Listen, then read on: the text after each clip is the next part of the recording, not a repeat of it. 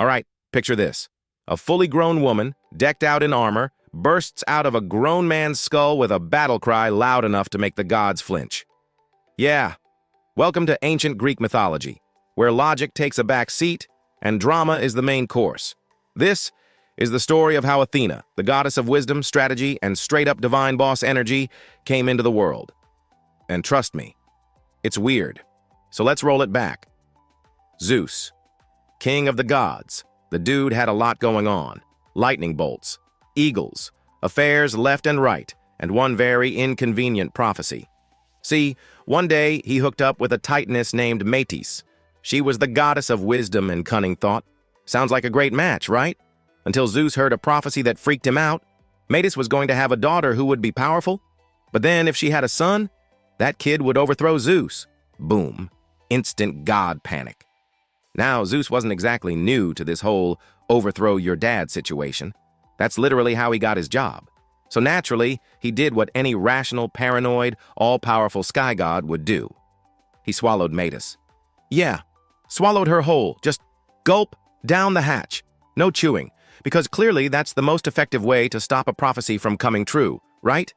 But Metis wasn't just any goddess. She was smart, crafty, and pregnant, already carrying Athena. And since she was now chilling inside Zeus's body, she didn't stop existing.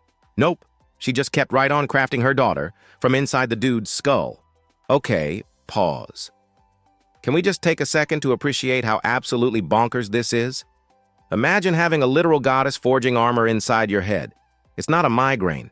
It's a full-blown smithy in your brain. And Zeus, poor guy, starts getting these unbearable headaches. I mean, you eat one goddess and suddenly it's all clang, clang, clang inside your forehead. Karma.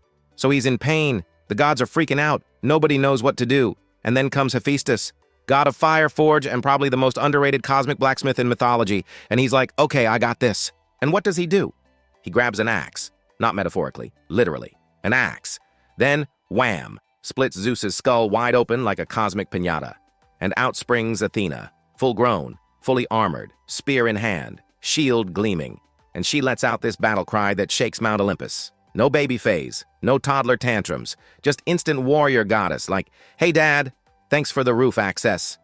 I'm here to slay. And everyone's just stunned. Even Zeus is like, well, that was intense, but okay. Cool daughter. What's wild is how Athena becomes one of the most important deities in the entire Greek pantheon. She's not just the goddess of war. She's the goddess of strategic war, tactical thinking, wisdom, arts and crafts, justice, civilization, owls. And if that's not range, I don't know what is. Unlike Ares, who's all brute force and bloodlust, Athena's the brain behind the battle, the planner, the thinker, the one you actually want on your side. But let's be honest. Part of her appeal has always been how she came into existence. I mean, emerging from someone's head like a divine idea brought to life? That's poetic. That's iconic. That's next-level goddess behavior. And yeah, the whole Zeus-eating Metis thing is a certified yikes. But in a weird way, it kind of fits. Greek mythology isn't about making sense. It's about telling wild stories that echo with meaning. Athena's birth? It's like a metaphor for thought itself. Wisdom striking like lightning. Ideas so powerful they split your head open. And when they do, out comes something fully formed and unstoppable. So next time you get a headache, maybe say a little prayer to Athena. Just in case. Because who knows? Maybe there's a brilliant idea in there. Or maybe a fully armed goddess. Thanks for watching. If that myth blew your mind, hit that like button like Hephaestus hitting Zeus in the skull, and don't forget to subscribe for more wild mythological deep dives. We've got gods, monsters, betrayal, chaos, all the good stuff. See you in the next one.